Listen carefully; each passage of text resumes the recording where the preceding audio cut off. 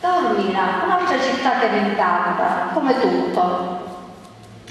La fisarmonica suona tanta notte in antica musica, note assai struggenti.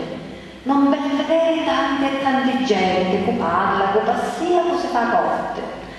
Poco più già un allegro frescaletto, una voce canta, una chitarra suona, deci bellezze ballano a braccetto, chi d'amore velociante è un fazzoletto, qualche canto deci giovinegge, con l'occhio nero e le facce begge, elegantuna, vestute di velluto, cammesa bianca, sciarpa rossa in vita, innamorate tenendo settimane, l'allegre tarantelle siciliane, firriano come rotte, risottane all'argentino scroscio dei cianciani.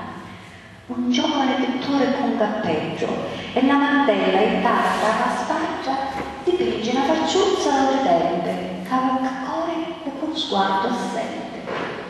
Canta la luna una dolce melodia, una voce che appare nescere le sciore, le rose gelsomene che già via la fanno china china nel dolore. Stratuzzi stretti calcitate a stento, lampioneggia giumate nel balcona, un gioiellare legge come vento, la passa e stuzzichia ogni persona. Tra mare e cielo sta appesa sta terrazza, fatta di verdi sciure e cantamento, dell'innamore sapere un momento, tavole si stringere in terrazza.